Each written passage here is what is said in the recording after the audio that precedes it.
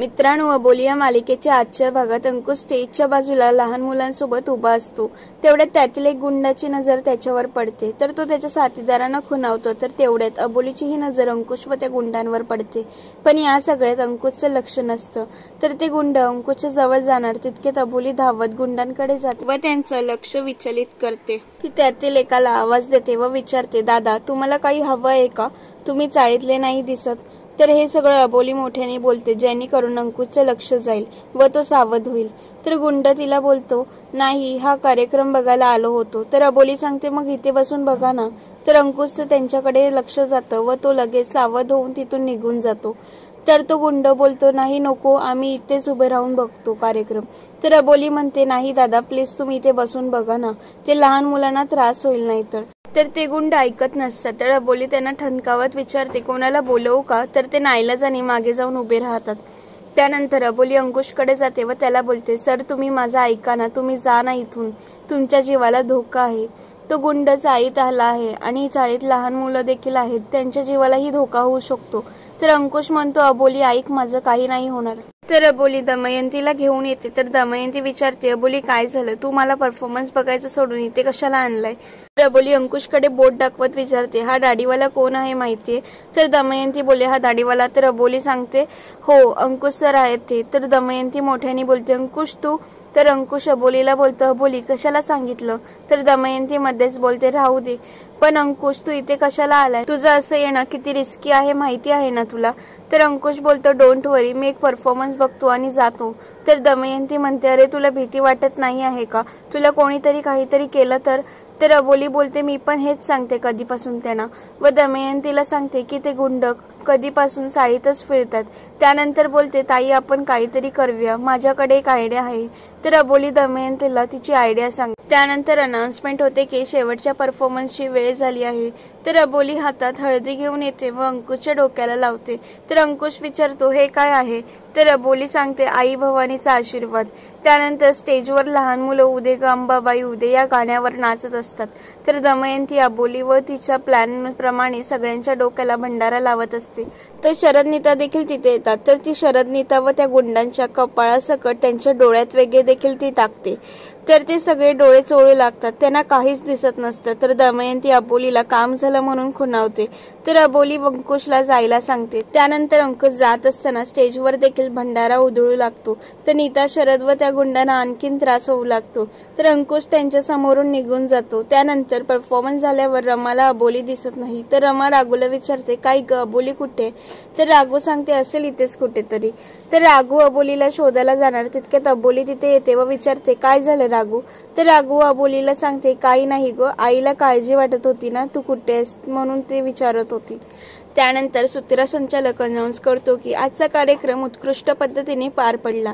आता बक्षीस समारंभाकडे वळवे. त्यानंतर तो सांगतो, दरवर्षी बक्षीस वितरण सोहळा हा अंकुश दादाच्या हस्ते पार पडतो, पण यावेळी तो नसल्या कारणाने हा सोहळा त्याच्या जवळच्या व्यक्तीच्या हातून पार पडणार आहे.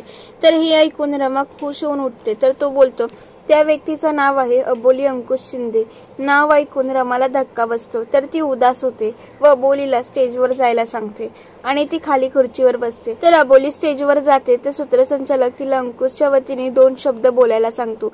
तर अबोली पहिल्या सर्वांना महाराष्ट्र दिनाच्या शुभेच्छा देते. त्यानंतर ती बोलते, आज मला तुम्ही अंकुश सरांची बायको म्हणून तुम्ही मला हा मान दिला, त्याचा मी मान राखते. पण अंकुश सरांच्या आयुष्यात एक खूप महत्त्वाचं नातं आहे, त्यांचं मायेचं नातं, त्यांची प्रेमाची छाया.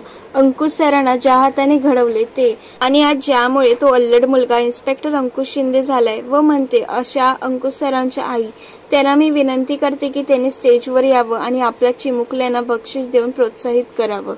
तर रमा स्टेजवर जायला आधी नाकारत असते, पण त्यानंतर सगळ्यांनी विनंती केल्यावर अबोलीही तिला घ्यायला आल्यावर ती स्टेजवर जाते. त्यानंतर एक एक करत सगळे स्पर्धेतील लहान मुलं रमाकडून बक्षीस स्वीकारतात. तर नीताचा प्लॅन तिच्यावरच उलटलेला असतो. हे पाहून नीता व शरद फुसफुसत असतात. शरद बोलतो, मला त्या प्रतापरावांची भीती वाटते. तर नीता सांगते, तुम्ही काळजी नका करू, हरलेली बाजी परत कशी जिंकायची नाही हे या नीताला बरोबर कळतं. त्यानंतर ती शरदच्या कानात सांगते की पुढे काय करायचं आहे ते. तर बक्षीस समारंभ पार पडतो. त्यानंतर नाटकी नीता नाटक करायला लागते व बोलते जे झालं ते चांगलं नाही झालं व तोंड पाडून बसलेली असते. तर रमा तिच्याकडे येते व विचारते काय झालं नीता. तर ती सांगते आई मला हे अजिबात आवडलेलं नाही. बक्षीस वितरण सोहळ्यासाठी अबोलीला का वर बोलवलं, म्हणजे तुला काहीच मान नाही का. तर रमा सांगते अगं पण सोहळा माझ्या हातूनच पार पडला ना, अबोलीने देखील मलाच मान दिला. तर नीता बोलते अगं आई कसला मान, व सांगते तू पाहिलंस ना मगाशी ती राणे काकांबरोबर कशी बोलत होती हातवारे करून, म्हणजे तिने आधी मान घेतला त्यानंतर तुला स्टेजवर बोलून तुला मान दिला आणि या सगळ्यामध्ये ती तुझ्या आणि सगळ्यांच्या नजरेत महान झाली. तर शरदही बोलतो आई बरोबर बोलते आहे नीता, हवं तर तुम्ही राणे काकांना विचारा. व तिला ते दोघे राणे काकांकडे घेऊन जातात. तर राणे काका रमाला विचारतात कार्यक्रम व्यवस्थित पार पडला ना. तर रमा कार्यक्रम छान झाला म्हणून सांगते. पण तर काका विचारतात पण काय. तर शरद बोलतो मगाशी मुलांचं सादरीकरण चालू असताना काही गोंधळ झाला का. नाही म्हणजे अबोली काहीतरी बोलली असं मला वाटलं. ती काही बोलली का प्लॅनमध्ये काही चेंजेस हवे आहेत म्हणून. तर राणे काकांना अबोलीने त्यांच्याकडून आणखी एका मुलीला स्पर्धेत भाग घ्यायचा होता म्हणून परमिशन मागितलेली असते ते आठवते. तर राणे काका सांगतात की हो तिने सांगितलेलं, पण ती बोलली कोणाला काही सांगू नका. तर नीता बोलते तुमचं नियोजन तर आधीच पासून ठरलेलं असतं ना. तर काका सांगतात हो ठरलेलं असतं, पण अबोली अंकुशची बायको आहे तर तिचा शब्द कसा टाळणार म्हणून बदल केले कार्यक्रमात. तर एवढं बोलून राणे काका जेवायला जातात. नीता शरद रमाचे कान भरवू लागतात. तिला विचारतात आई पटली आता खात्री, व रमाला ती सगळ्या गोष्टी आठवायला सांगते व परत तिला सांगू लागते बघ आई अबोली राणे काकांशी भांडली म्हणून ती स्टेजवर गेली, त्यानंतर तिने तुला मान दिला, सगळ्यांच्या नजरेत ती मोठी झाली. तर रमा विचार करू लागते की म्हणजे अबोली माझ्याशी खोटं बोलली. तर त्यानंतर रात्री नीता प्रतापरावांना कॉल करते व बोलते काय बिंडोक माणसं पाठवली होती तुम्ही अंकुशला पकडण्यासाठी. तो अंकुश इथे येऊन जेवण जेवून हात धुवून निघूनही गेला तरी तुमची माणसं काही करू शकली नाही.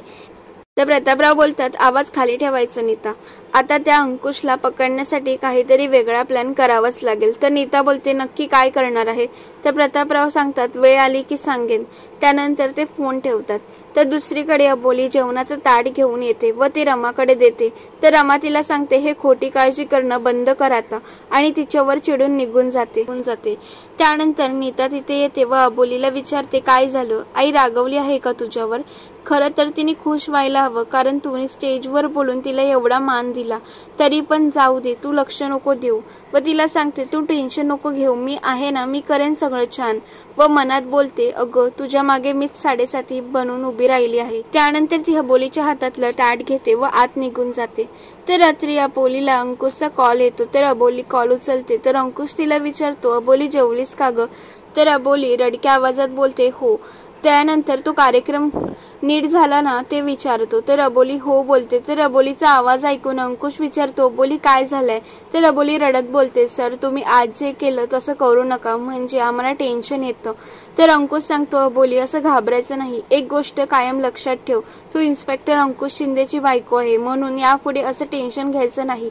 तितक्यात कोणीतरी अंकुशचं दार वाजवतं. तर अंकुश बोलतो काय ग अबोली तू इतकी घाबरलीस की फोनवर बोलता बोलता इथपर्यंत आलीस. तर अबोली सांगते अंकुश सर मी नाही आली आहे, खरंच सांगते मी घरीच आहे, तुम्ही दरवाजा नका उघडू. तर अंकुश तिचं काहीही ऐकत नाही व दार उघडतो. एक गोळीचा आवाज येतो आणि अंकुश खाली पडतो.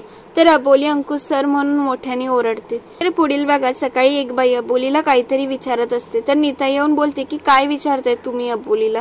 तर ती सांगते काल रात्री अबोली मला चाळीतून बाहेर जाताना दिसली. तर रमा अबोलीला विचारते काय ग कुठे जात असते रात्री अपरात्री. तर नीता बोलते दामले काकांच्या घराच्या बाहेर हा CCTV लावलाय ना, ते फुटेज चेक करूया, मग कळेल खरं काय आणि खोटे काय. मग ते चेक करतात. तर मालिकांचे असेच अपडेट जाणून घेण्यासाठी चॅनलला सबस्क्राईब करा. धन्यवाद.